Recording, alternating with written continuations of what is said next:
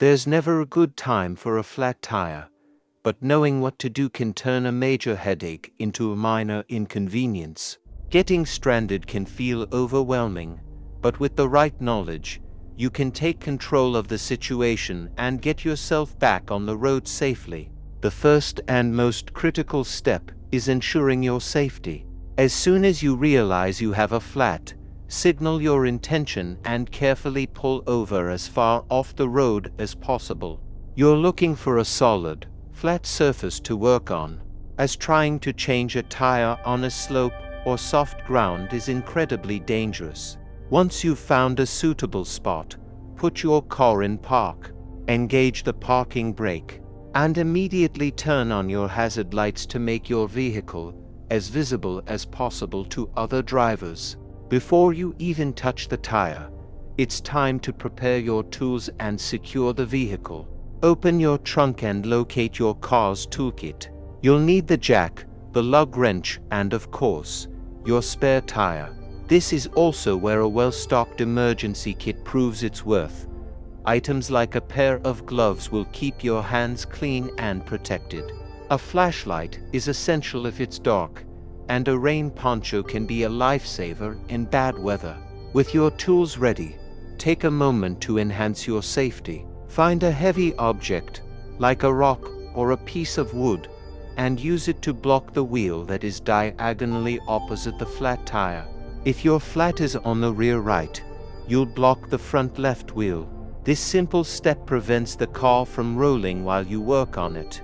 Now, let's get to the main event. If your wheel has a hubcap, you'll need to pry it off first. Your lug wrench often has a flat and designed for this purpose. With the hubcap removed, you'll see the lug nuts. Using the lug wrench, turn each nut counterclockwise to loosen it. The key here is to only break them loose, not remove them completely. You'll need the car's weight on the ground to provide enough resistance. Once they're all loosened, consult your owner's manual to find the correct jack point on your car's frame. Usually a reinforced metal area near the flat tire. Placing the jack incorrectly can damage your vehicle. Position the jack and begin raising the car until the flat tire is completely off the ground, with a few inches of clearance. Now you can fully unscrew the lug nuts and set them aside somewhere safe. Carefully pull the flat tire straight off the wheel studs and lay it flat on the ground. You're now ready to install the spare. Lift the spare tire and align its holes with the wheel studs. Then slide it all the way on. Take your lug nuts and hand tighten each one onto the studs. To ensure the wheel is seated evenly, tighten them in a star or crisscross pattern rather than go in a circle. Once they are all snug, you can begin to slowly lower the car with the jack, but only until the spare tire just touches the ground.